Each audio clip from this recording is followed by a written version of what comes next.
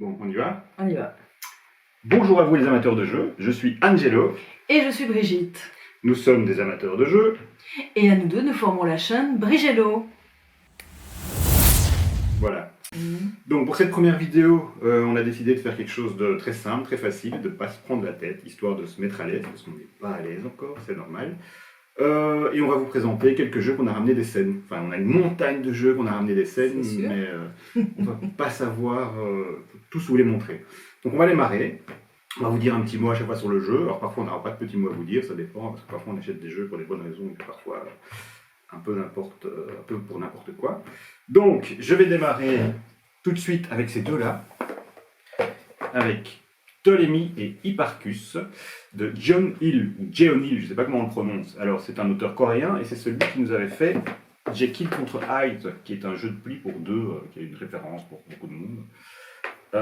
Alors, ces jeux-là n'étaient pas vraiment en vente officiellement sur le salon. Il fallait envoyer un mail à l'auteur. Et après ça, il m'a envoyé une réponse pour me dire où est-ce que je pouvais le trouver et lui acheter les jeux, un peu sous le manteau comme ça. Ce sont deux jeux de pli pour deux joueurs que je n'ai pas essayé encore, mais que j'ai hâte d'essayer. Voilà, Ptolémée et Hipparchus. Ça compense un peu les jeux que j'ai pas pu avoir parce qu'ils étaient épuisés le jeudi à 10h du matin, comme Nokosu Dice et Robotrick. Donc finalement, voilà, je me console un peu avec ces deux jeux. Voilà, ça c'est les deux premières propositions. Alors, donc moi, de mon côté, c'est vrai que j'avais très fort envie d'acheter le jeu Five Towers. Donc c'est un jeu aux éditions Deep Print Pegasus. Donc on l'a acheté tout à la fin du salon parce qu'il a fallu trouver le stand qui était très petit. C'est un jeu qu'on vient déjà d'essayer. Oui, on l'a essayé là. Il est donc de Casper Lapp. Il est assez sympathique. En fait, on joue. L'idée, c'est de faire des tours, les tours les plus hautes possibles. On va par ordre décroissant. Et on fait un pari en fait sur les cartes du milieu en disant moi je sais en placer 3, moi je sais en placer 5. C'est celui qui sait en placer le plus qui prend les cartes et qui les place. Donc il est assez sympathique, très abordable. Et oui, moi je l'ai vraiment beaucoup aimé. Je regrette pas du tout de l'avoir acheté. Oui, moi je suis très curieux de jouer à plus parce qu'il doit être encore meilleur que deux. On va continuer avec un truc évident pour beaucoup de monde, c'était The White Castle de Shay S. et Israxé, voilà, et illustré par Johan Guardiet, excusez-moi pour la prononciation, Guardiet, j'ai aucune idée, donc c'est chez Devir, je n'ai pas la peine de présenter l'éditeur. Il est annoncé un peu comme la suite de la Cathédrale Rouge. Alors moi j'étais pas franchement un fan de la Cathédrale Rouge, il m'a pas emballé plus que ça. Je trouve pas que ça a quelque chose à voir mécaniquement, à part le fait qu'il y a des dés, qu'on va placer des dés. J'y ai joué à 4, on a joué 2 parties à 2. Moi je l'adore, vraiment. Moi je reste un petit peu sur ma fin, je l'aime beaucoup aussi, mais voilà, il y aurait eu 1 ou 2 tours en plus. Voilà. Mais c'est ça qui me plaît, c'est qu'il est très ramassé. Donc il y a 3 tours de jeu, on place 3 dés à chaque tour, et il y a des possibilités d'enchaînement si on est bien vigilant, si on a l'œil. Donc voilà, moi j'adore. Voilà, moi on y joue quand tu veux. Ou avec quelqu'un d'autre. Ouais, tout à fait. Donc, le White Castle, pour moi, c'est un incontournable, vraiment. Alors là, je vais vous parler de quelque chose qui n'était pas du tout sur notre liste à la base. Donc c'est le jeu Beacon Patrol. Donc en fait, voilà, en faisant la file, puisqu'il y a les scènes dès l'ouverture, il y avait déjà des files, notamment sur le stand japonais. Oui. Et donc en discutant avec d'autres personnes qui étaient dans la file, ils m'ont dit « Ah, mais ce jeu-là, il est pas mal et tout ». Donc finalement, Angelo est allé le chercher.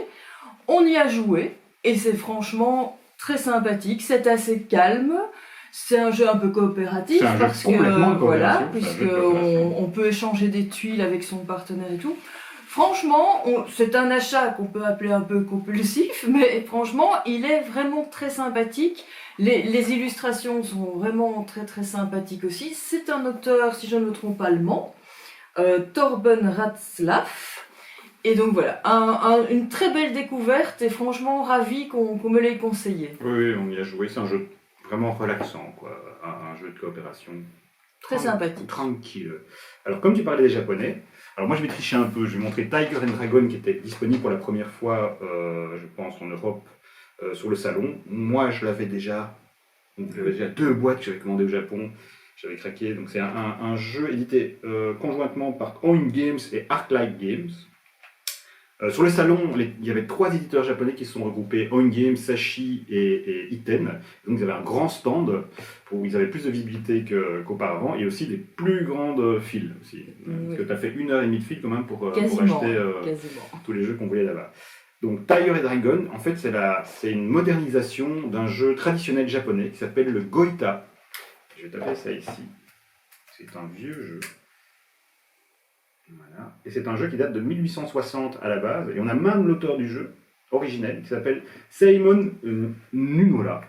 Par contre, ici, ça a été réimplémenté par Atsushi Hashimoto, et donc c'est un pur jeu de défausse. Alors, ça pourrait se jouer avec des cartes, mais l'éditeur a décidé de mettre des tuiles qui ressemblent à des tuiles de Mahjong. C'est pas du tout un jeu de Mahjong, c'est un jeu simplement avec des tuiles chiffrées, il faut être le premier à défausser sa dernière tuile. Et on gagne des points en fonction de la tuile de score de la fiche de score qu'on a choisie pour la partie. Ça ressemble à rien d'autre, c'est minimaliste et génial, on va dire. Voilà. Donc ça, c'est vraiment aussi pour moi un petit bijou à acquérir si vous ne l'avez pas. Alors moi, il faut savoir que j'aime beaucoup tous les jeux en fait qui ont un peu une consonance asiatique. Donc depuis bien avant le salon, j'avais entendu parler de ce jeu qui était donc Bonsaï, et donc voilà, je le voulais absolument parce que j'aime beaucoup ce genre de jeu, ces illustrations. On y a joué, Angelo y avait joué avant moi à plusieurs, là on y a joué à 2. Oui, ça marche. C'est vraiment très sympathique, on crée son bonsaï, on place évidemment les fleurs, les fruits de certaines façons pour avoir le plus de points. Moi j'aime beaucoup. Okay, voilà, j'aime beaucoup aussi. Ça répond à mes attentes, moi. Mais je trouve que dans la règle de base, on n'a pas essayé la règle avancée. Je trouve qu'il y a un petit souci, c'est que dans le marché de cartes, si un joueur n'a pas de chance, à son tour de jeu, les cartes qui permettent de scorer pour remplir des conditions risquent de lui passer sous le nez. Moi, ça m'est arrivé 2 fois en fait. À chaque fois que c'était mon tour, les cartes pour scorer, elles n'étaient pas là. Par contre, je pense que la règle avancée corrige ça, d'après ce que j'ai compris. Okay. Donc, en tout cas, franchement, là il est en anglais, mais il sort en français, il est sorti, je pense. Il vient de sortir. Et vraiment, j'aime beaucoup, enfin voilà, c'est des illustrations très très sympathiques. Et donc voilà, je poursuis peut-être, puisque là c'est un jeu qu'on n'a pas joué, mais que j'avais dit je le veux. C'est Yunnan. Alors Yunnan, voilà, ça m'a séduit parce que dans les reviews qu'on avait vues, il y avait pas mal, on me présentait le matériel, et c'est vrai que c'est du très très joli matériel, je suis pas certaine qu'on le voit. Je pense que c'est une réédition d'un jeu. Mais voilà, on n'y a pas encore joué, donc on peut pas juger, mais voilà. Moi c'était un petit coup de cœur que je voulais absolument, et donc on l'a ramené. Voilà, c'est un jeu qui date de 2013, donc c'est une réédition. L'auteur c'est Aaron Hack. De quelle nationalité elle est? Je sais pas si ça. Voilà, je ne sais pas. Bref, alors, Arabella. La couve est super mignonne. Donc c'est un 18xx. Et celui-là a la particularité d'être un roll and write. C'est un 18xx sous forme de roll and write. Alors moi j'ai jamais joué de 18xx pour l'instant. Et donc j'ai sauté sur l'occasion parce qu'apparemment il est assez facile d'accès. Brigitte adore les roll and write, c'est une de ses mécaniques préférées. Et donc, on va tester ça. Donc ça doit être un jeu d'économie, quoi, comme les 18xx, d'après ce que je sais. Donc très curieux d'essayer ça. C'est un jeu de signe A Soja. Alors je sais pas. Je vais regarder Arabella. Évidemment, ça marche pas. Hop, ça. Voilà. Et on va voir si ce monsieur il nous a fait autre chose. Apparemment, non. Donc voilà, grand mystère, mais en tout cas, très curieux d'essayer cet ovni pour nous, quoi, parce qu'on n'a jamais joué ce genre de jeu.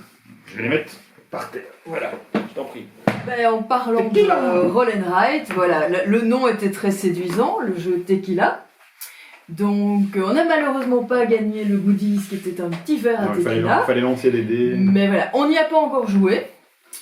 On espère bientôt y jouer. J'ai des copains qui ont joué, qui ont adoré. Ils m'ont dit juste que voilà, ça manquait d'interaction, mais on s'en fout un peu, c'est un roll and ride.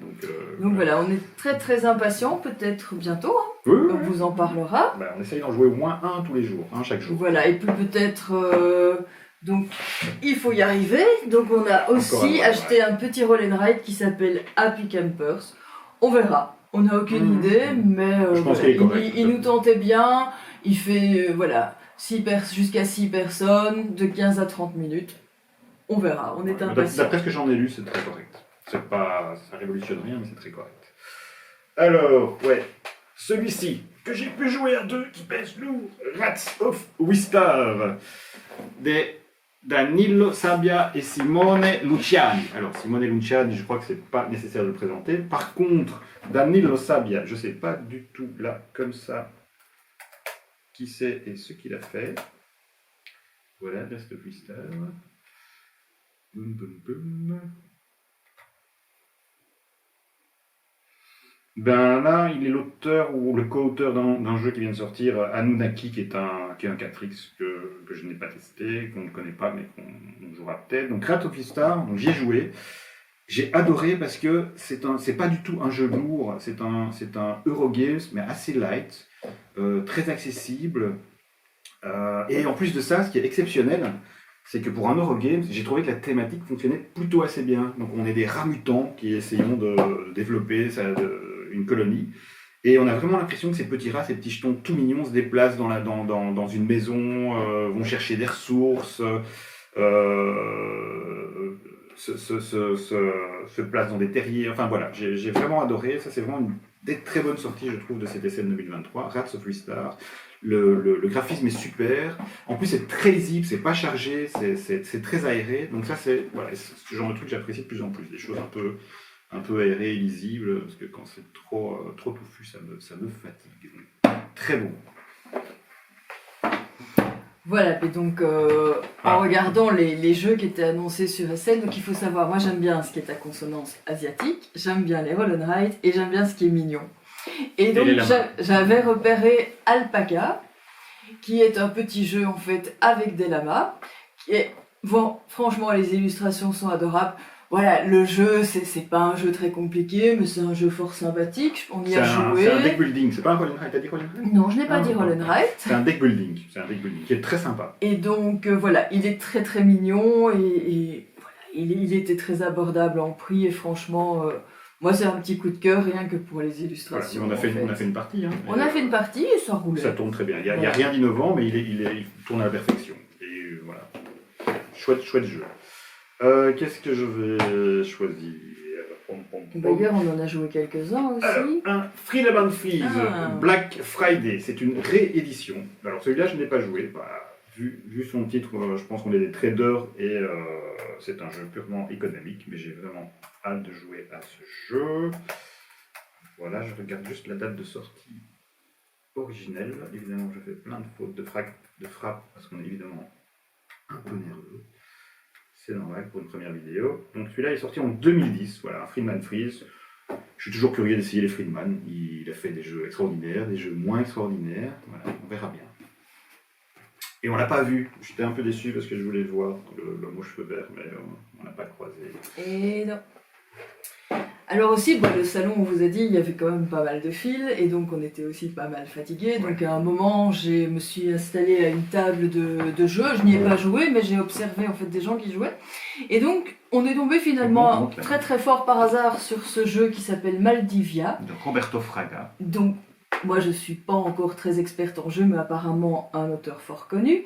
Et donc, en observant le jeu, il me donnait envie. Donc, c'est un plateau en tissu qui, visiblement, avec certaines actions, se réduit au fur et à mesure du jeu. Il faut placer des poissons sur son bateau. Dès qu'on a des poissons qui correspondent à des petites cartes, voilà, on prend cette carte et on gagne les points. Voilà, j'ai simplement observé, on y jouera j'espère bientôt. Mais voilà, il était assez séduisant et donc... Oui, et les gens avaient l'air vraiment de s'amuser. Oui, c'est surtout ça qui trouvaient ça... C'était une famille qui jouait, ils avaient l'air de s'éclater. Donc, Maldivia, voilà. Et on verra, on vous en dira plus. Comme tu es chez Zoc, là, pendant que Brigitte regardait la partie, moi je faisais la file dans ces boutiques à SNV, ces labyrinthes où on avance inexorablement et on passe à côté des jeux, et si on ne le prend pas, on ne le prendra plus jamais, donc on achète plein de choses qu'on ne devrait pas. Par contre, celui-là, je le voulais. C'est Stitch Fur Stitch. C'est un jeu de pli, et c'est un jeu de pli et un jeu de déduction, donc où les joueurs essayent de trouver le coupable et l'arme du crime. J'ai lu la règle, j'ai pas joué, mais j'ai lu la règle. C'est assez simple à prendre en main apparemment. L'idée, c'est qu'il y a un indique qui lui connaît l'arme du crime et le coupable, qui sont en fait des couleurs de cartes, qui sont les atouts. Et donc tout le monde va jouer les cartes, et c'est l'indique qui va dire aux autres joueurs quelle est la carte qui a gagné le pli. Et donc les autres joueurs vont essayer par déduction de comprendre quels sont les atouts dans le jeu, et qui sont les armes et le coupable. Voilà. Donc ça a l'air très chouette, j'ai hâte d'y jouer. Très bien, enfin très bien peut-être. Jetons. Alors ben voilà, un jeu dont j'avais, je pense toi aussi, très envie, c'était aussi My Island. Donc en fait on a joué à My City, On a fait on a fait toute la campagne, on a fait tout le roll and ride aussi, qui nous avait en croisière, qui nous avait beaucoup plu. Et donc voilà, My Island, apparemment c'est dans la lignée. On ne l'a pas encore ouvert, on ne l'a pas encore déballé, mais aussi voilà, des campagnes, des enveloppes qu'on ouvre avec des objets. Ça doit être au minimum super correct. Et donc voilà, on a très hâte, mais voilà, on a très hâte pour pas mal de jeux, donc on verra quand on le jouera, mais franchement, il me plaît bien, et donc c'est Renner Knizia. Knizia. Tu vas y arriver, répète très belle, vas-y. Renner Knizia. Voilà, bravo.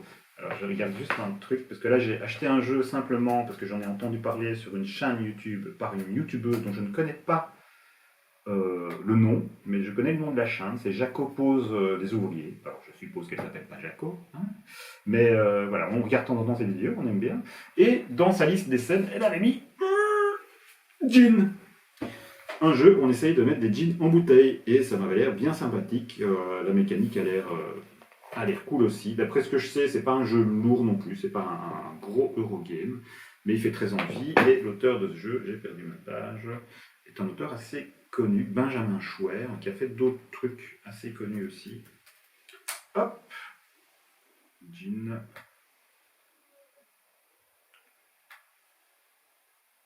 Voilà, il a fait les couronnes des Maras, notamment Adara, donc c'est un des jeux New Eden récemment, des jeux assez connus. Donc celui-là, on doit le jouer. Je ne sais pas vous dire beaucoup plus dessus, mais j'ai hâte. On avait très hâte aussi, en fait, d'acheter World Wonders. Ouais. Voilà, donc on n'y a pas joué non plus. Le matériel a l'air vraiment très très bien, très sympathique. On a vu plein de vidéos sur les chaînes anglophones qui nous faisaient envie, notamment Dice Tower qui lui donne un silo d'excellence. Voilà. Donc voilà, Arcane Wonders, l'éditeur. Celui-là, on a pu l'avoir assez vite, mais bon, oui, après il n'y avait était personne épuisé. au stand, c'était très rigolo. Pendant que tu faisais la file au japonais, voilà. j'étais encore chercher. un de ces jeux dont on voudrait bien jouer très vite. Et c'est du tout public, apparemment. Alors, un peu moins tout public, un peu plus touffu, je pense. Un jeu qui faisait très envie, c'est Beer Pioneer. Un jeu d'un monsieur qui s'appelle... non, pas du tout. Thomas Spitzer. Voilà, alors certains vont trouver ça très moche, moi je trouve ça génial, ça me donne super envie. Donc c'est un jeu, je ne sais pas trop, je ne connais pas trop la thématique. Donc Beer Pioneer, je suppose que ce sont les pionniers de la bière, donc moi ça me fait rêver personnellement. Alors on a reçu la règle en anglais sur le stand, donc le livret en anglais sur le stand. Il y a des cartes avec du texte en allemand, mais il y a le fichier avec les cartes en anglais sur BGG, donc je vais l'imprimer et on va le jouer. Je pense que celui-là c'est du lourd, 75 à 100 minutes, 12 ans, 2 à 4, mais ça c'est vraiment, je pense, j'espère, un petit bijou. En tout cas la thématique est géniale. Et les graphismes, moi je trouve ça très allemand, moi ça me plaît. C'est tout à fait. Kitschouille à mort, mais nous on aime bien aller en Allemagne. Quelques jours de temps. Et bien manger. Enfin, bien manger. Alors peut-être, en fait, finalement, derrière toi, il y a un jeu qui s'appelle Pass. Ah oui, c'est vrai. Et devant nous, il y a d'autres jeux. Ça, c'est mon jeu du salon. D'autres jeux qu'on a achetés au même stand, et qu'on a joué ou qu'on est impatient de jouer. Vas-y. Donc voilà, on est de retour. Pass, tu voulais parler de Pass et d'autres, je pense que c'était un jeu taïwanais, c'était le stand des... Oui, voilà, et c'est des amis à toi qui nous ont dit, mais allez voir, ça a l'air, on a fait, c'est pas mal. Et effectivement, donc, on avait aussi envie d'un peu se reposer et de s'asseoir, et donc il y avait... Moi, je pense que c'était l'auteur, mais pas certain. Pas sûr. Voilà, et donc il nous a fait une petite démo, on a fait une partie, et franchement, c'est un jeu que moi j'ai beaucoup aimé. Angelo, lui, il a adoré. Oui, moi je suis super client. Donc l'auteur, c'est Wang Yu. Donc en gros, pour résumer, c'est un mélange de Game of War, en simplifié, et de Scout. Et plus quelques twists bien à lui. Donc moi je trouvais que c'était une dinguerie à jouer. On a fait quelques tours avec l'auteur et une autre personne taïwanaise. On a joué à 4 et j'ai trouvé ça génial. Donc ça j'ai vraiment, on n'y a pas rejoué depuis, mais j'ai très hâte d'y jouer. Pour moi c'est vraiment ma petite trouvaille du salon. Parce que les petits jeux de cartes de défauts, etc.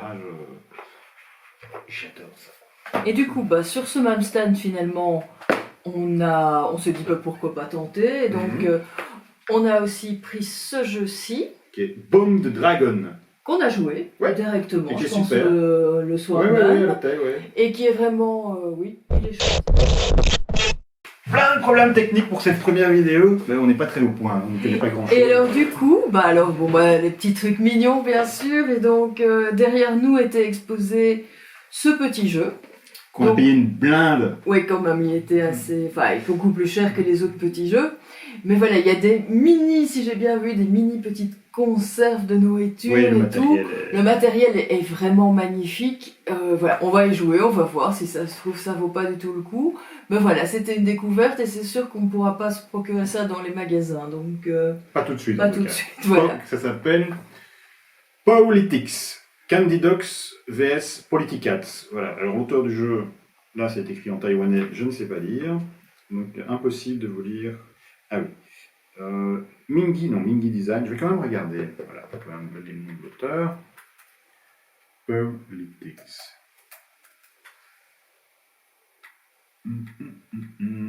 C'est un jeu de Chen Yugan. C'est important de le dire. Voilà.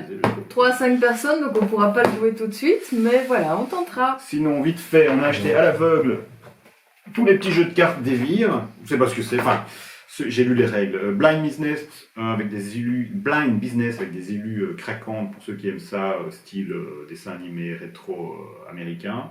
C'est un jeu de bluff. Ouch, c'est un jeu qui a l'air complètement débile où on doit toucher une carte au verso et on retourne et si on a touché un morceau du cactus, il se passe quelque chose. Je sais pas quoi parce que j'ai commencé à lire les règles. Régine, c'est un jeu de cartes assez complexe, j'ai l'impression. Voilà, mais je ne sais pas plus.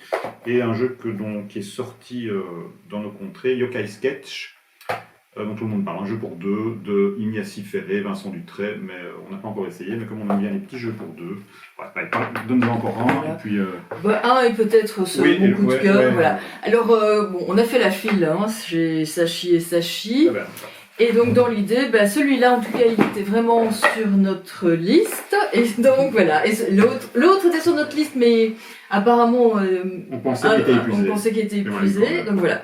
Alors, voilà. On n'a pas joué. Ça, c'est un roll and write, si je ne me trompe pas. Et donc, voilà, les illustrations, c'est assez typique. Franchement, le design est incroyable. On est très impatients. Ça, c'est un jeu pour deux, je pense. Voilà. Et ça, non, de 1 à 4. J'ai vu sur la chaîne de Penelope Gaming que c'était un de ses coups de cœur des scènes aussi. Donc, celui-là. J'ai hâte aussi d'essayer. Et alors là, moi, il y a mon coup de cœur. Mais c'est justement, je pense, sur la chaîne Jacotte et ses... Oui, c'est ça, Jacob pose les ouvriers qu'on a vu ce jeu. On avait vu ce jeu. Alors, il est très lourd parce que j'ai pas pu résister à la version de luxe. Et donc, ça s'appelle Troll et Princesse. The Big Nose Edition. Et donc voilà, le matériel est vraiment craquant, c'est du matériel en bois, il y a des petits monstres, des princesses, des trolls, et donc voilà, rien que le matériel est assez craquant. Il y a un livre de règles en français, et ça n'a pas l'air si... Donc, on ne verra pas très bien dans les sachets, mais on a les petites princesses. On a des petites vaches. On a visiblement des petits bijoux, des petits bébés emmaillotés. On a un gros pion, c'est un roi ou un pion permis joueur, je ne sais pas. Oui, des trolls, voilà. Donc, on ne sait pas encore, on n'y a pas encore joué, mais en tout cas, le matériel est vraiment splendide. Donc ça, c'est peut-être la petite folie quand même du salon. Oui, mais moi j'ai très envie d'y jouer, puis ça doit être une dinguerie sur la table, quoi. Alors, je reprends et en même temps, on fait de la muscu. Alors, vite fait, encore un... Allez, non, il y en a encore 3, donc je dois parler 4, 5, 10, 20, 40. Donc, allez, je déconne. Alors le petit dernier. On a eu de la chance quand même. Coffee Rush, donc un jeu qui a été vite épuisé jeudi, que tout le monde voulait. Je ne sais pas du tout ce que c'est, mais tout le monde en parlait, donc ça c'est vraiment un achat acheté sur la hype, quoi. Jeu coréen, si je ne m'abuse. Je crois, oui.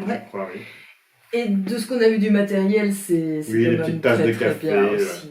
Mais est-ce que c'est bien? Ça se trouve, c'est je ne sais pas. Voilà, dans le thème du café, on a aussi le café del gâteau, où finalement, oui, il vient pas il vient pas des scènes. Très chouette jeu familial, vraiment très chouette. S'il allait être chouette, et il est très chouette, donc alors, gageons que Coffee fait deux que j'ai acheté. Imperial Miners de chez avant c'était je sais quoi l'éditeur. Enfin bref, c'est des Polonais.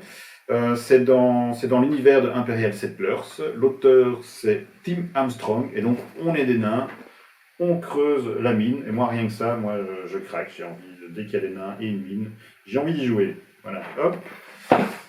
Et alors, évidemment, ça, on ne pouvait pas passer à côté. Il pèse lourd. Et la règle est lourde, d'après ce que j'en ai vu. Plein de Tanubo.